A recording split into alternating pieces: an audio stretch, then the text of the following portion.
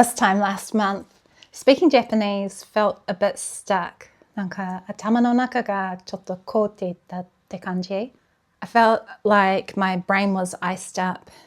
I have been making myself familiar with the language again after decades of not speaking it, but I couldn't speak it off the cuff. I couldn't think in it. Then something changed. I had a conversation with a native Japanese speaker, 30 minutes back and forth, kind of like a game of ping pong. And it really unlocked something. After that, I felt Japanese thoughts coming into my head. It just feeling easier in general.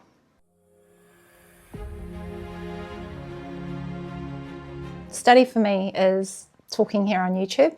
I make quite a few videos solely in Japanese, but I've always until now written out what I wanted to say and read it out to you.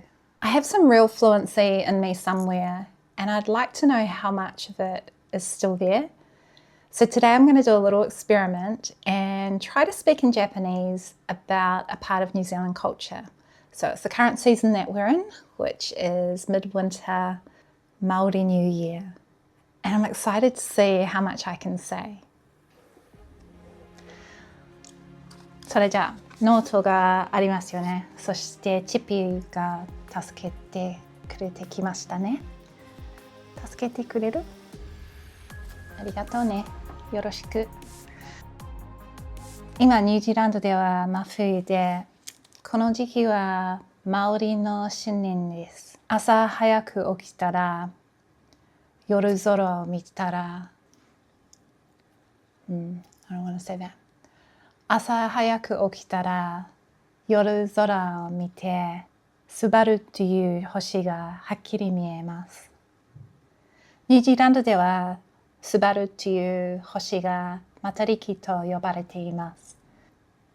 不思議ですよね。お互いの国が同じ星を見てお祝いしますよね。実は2022年からマオリニューイヤーのためで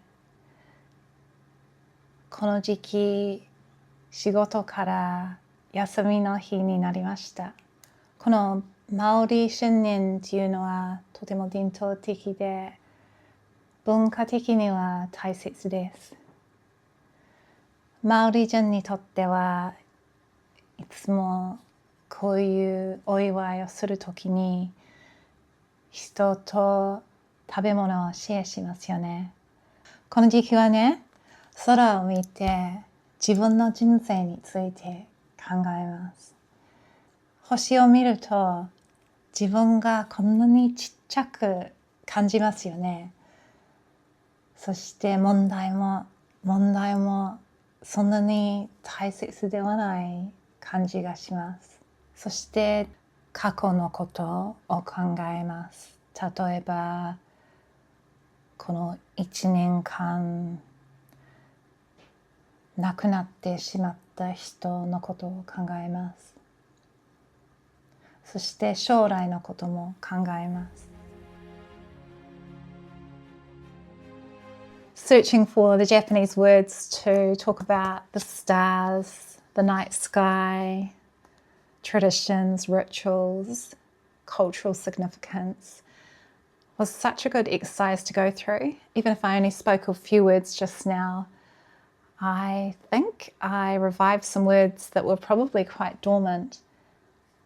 And I look forward to talking about this in more depth in due course because this holiday, this time of year that's so connected with nature, connected with observing the stars and thinking about your own life, it's really meaningful. And I would love to be able to have a conversation with a Japanese person about this sometime.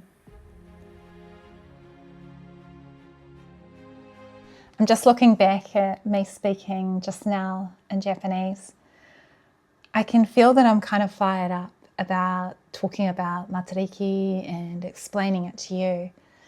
And it's a feeling that I wouldn't necessarily get by just doing traditional Japanese study, just reading some text, following along, learning a set of vocabulary that may or may not have connection to my daily life. I think being able to explain something from my own culture in Japanese is the magic sauce that I've been searching for. It takes away the mechanical feeling of learning a language or trying to remember a language. You know, usually you approach it with, how many vocabulary do I know? How many kanji can I recognize? What's my level? But through this type of off-the-cuff speaking practice, it just feels so much more relevant and so much more interesting for me to study and talk about. So I plan to do a lot more of these types of practice sessions, talk about New Zealand culture. Hopefully over time I'll be able to go deep and explain what it's like here in New Zealand in Japanese. It's been a long time since I've used the language. Today was a step closer towards finding my fluency again. Mata Nihongo de hanashimasu ne.